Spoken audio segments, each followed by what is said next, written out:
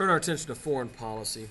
Now that both America and the Soviets have nuclear weapons, diplomacy has become very high stakes. One slip up, it's believed, or one rash action could end the whole world. Nukes had also led to less direct confrontation. We don't go right after each other. There's a real fear of a direct war between the Soviets and the United States. The problem with nuclear diplomacy is proportional response. So if your main weapon or your primary foreign policy tool is to threaten to nuke the other guy, you have to ask yourself every time they do something you don't like, well, is this worth destroying the world over? And the answer is usually no. Americans and the Soviets instead turned to fighting over third world countries, or undeveloped countries.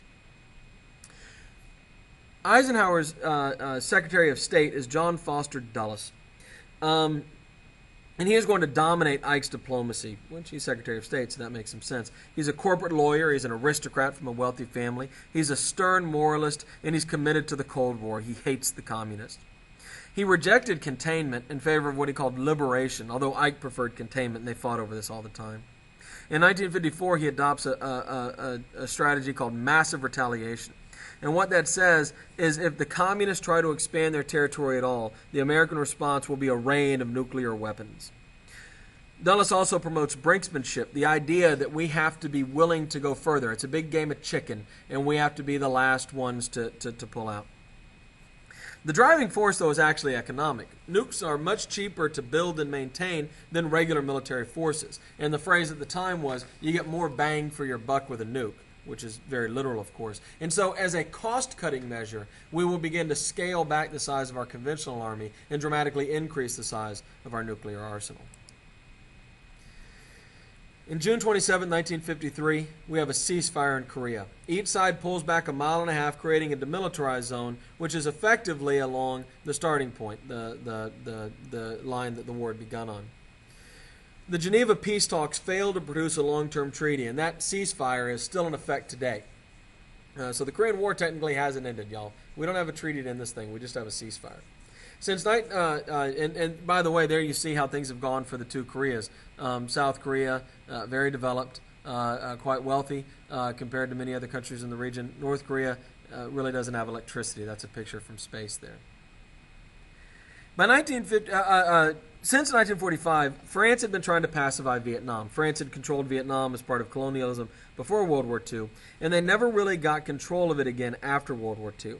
Japan had taken Vietnam, and the French were never really able to get the Vietnamese back under control. The freedom fighters were led by Ho Chi Minh. Ho Chi Minh had been trying to get Vietnamese independence since Woodrow Wilson was president. In fact, Ho Chi Minh had traveled to America to meet with Wilson. Wilson talked a lot about ending colonialism, but Wilson only meant for white people, so he wouldn't meet with Ho Chi Minh. Ho Chi Minh had also traveled to speak to FDR about this, but the Americans showed no interest. During World War II, Ho Chi Minh and his forces had been trained and supplied by the Americans, of course, because they were fighting against the Japanese. And so in a pattern that we're going to see over and over again, our one-day enemies will have been trained and supplied with our money and our resources. The Vietnamese had seen America as their great hope for a long time, actually. In fact, the Vietnamese Declaration of Independence is essentially our Declaration of Independence translated into Vietnamese. But when we decided to back our old ally France and refused to support the Vietnamese desire for independence, of course they saw themselves as a little America, Ho Chi Minh had to turn where he could to get help, and he turned to the communists, which of course made him our enemy. By 1954, China, communist China, is aiding Ho Chi Minh, and the Americans have been paying for the French war in Vietnam since 1950 as part of our containment strategy. We're not going to let it fall to the communists. In 1954, 12,000 French troops surrounded 12,000 French troops were surrounded by the Vietnamese at a place in Vietnam called Dien Bien Phu. John Foster Dulles and Vice President Richard Nixon demand that America intervene to save the French army. Eisenhower says no, he's not sending troops into Vietnam. And Dien Bien Phu falls to the Vietnamese on May 5th of 1954. During the Korea peace talks, France agrees to the Geneva Accords, splitting Vietnam on the 17th parallel. The North will be communist, with Ho Chi Minh as head of state, and the South will be ruled by a pro-Western dictatorship. It's worth to note that America is not a signatory to the Geneva Accords. They're really between the French and the Vietnamese. The plan is for elections to take place in 1956, and the country will be reunified under whoever wins those elections.